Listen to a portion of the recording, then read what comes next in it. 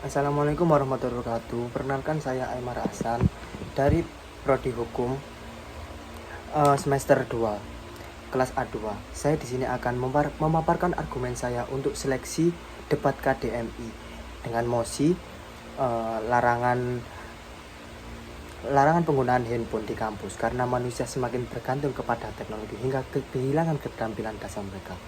Oke, saya akan memulai dari pertama-tama yang saya sampaikan. Pada dasarnya handphone memang berfungsi untuk memudahkan keseharian kita dalam hal apapun. Dan penggunaan handphone akan sangat berguna dan bermanfaat jika yang menggunakan atau sang pengguna dapat memanfaatkannya dengan bijak.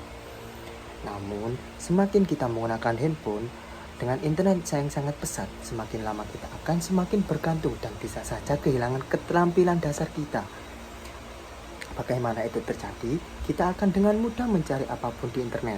Sebagai contoh, mahasiswa hukum yang mencari pasal dengan menggunakan internet akan lebih mudah dibandingkan yang mencari dalam buku undang-undang.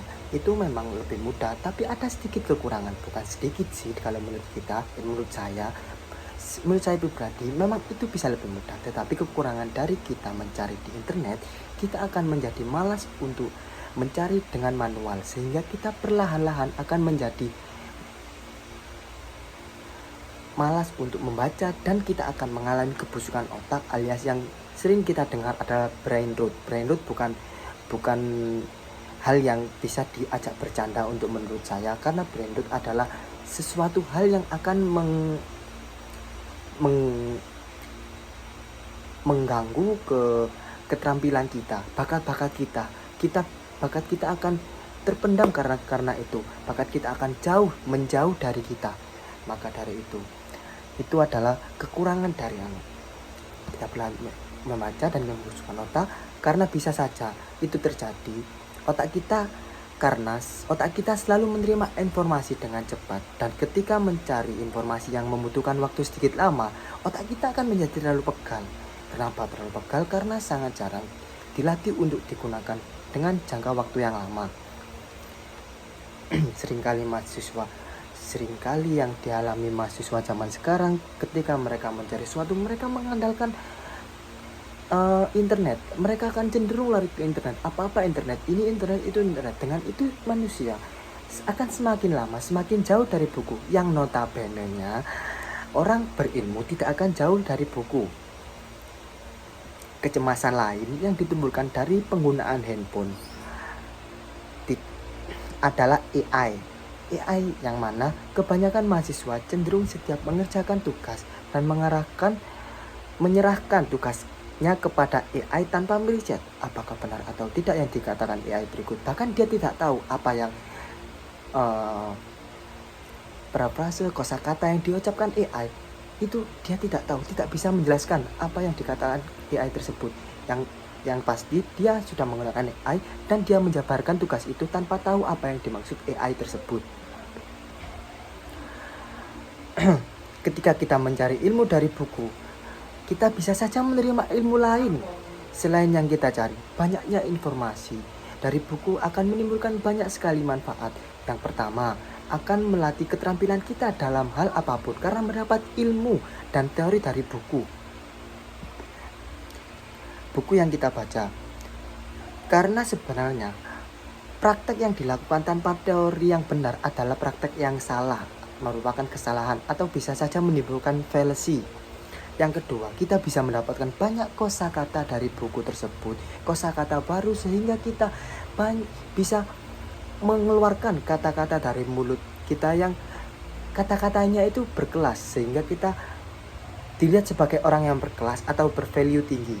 Tidak hanya di kampus, keresahan ini terjadi pada pendidikan tingkat sekolah dasar maupun menengah, yang dimana perbedaan kualitas pendidikan kita zaman sekarang dibanding zaman dulu itu jauh lebih menurun. Itu sangat menjadi problem utama di negara kita. Karena negara kita adalah negara berkembang, yang mana kita harus melakukan pendidikan itu berkembang, bukan malah menurun. Banyak data yang saya dapatkan dari beberapa wawancara dengan siswa-siswi sekolah menengah, yang mana siswa-siswi ketika ditanya soal hal dasar dalam menghitung saja tidak bisa. Menghitung Jangankan perkalian, mereka diberi pertanyaan soal penjumlahan aja mereka tidak bisa. Adapun dikutip dari kompas.com, di mana Bupati Buleleng Inyoman Sutirja menginstruksikan semua sekolah menengah pertama SMP agar tak menaikkan kelas siswa yang belum bisa baca. Instruksi ini disampaikan Sutirja menyusul temuan sebanyak 356 siswa SMP di Kabupaten Buleleng, Provinsi Bali yang belum bisa membaca. Hanya sebatas membaca saja tidak bisa karena mereka terlalu tenggelam ke dalam keasikan bermain handphone.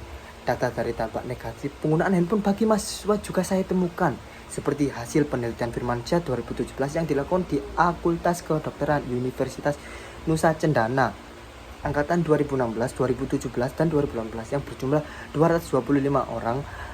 136 responden, 60% mengalami kecanduan penggunaan smartphone, dan 90 responden, 40% tidak mengalami penggunaan smartphone. Hal ini menunjukkan fenomena terjadi kecanduan smartphone. Kecanduan ini terbilang buruk atau negatif karena mereka terbiasa meninggalkan kewajiban sebagai mahasiswa untuk belajar. Bahkan jika mereka belajar di handphone dengan cara membaca e-book, bisa saja membaca e-book, tetapi bisa saja membaca e-book atau artikel-artikel yang terdapat ini, tetapi mereka akan sangat mudah ke-distract oleh sesuatu yang menghibur yang berada dalam handphone.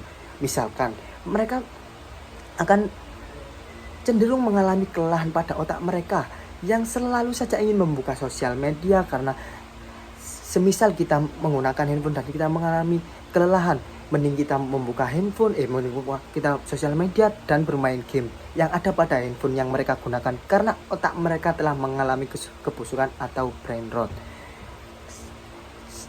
Sekian, terima kasih. Itu adalah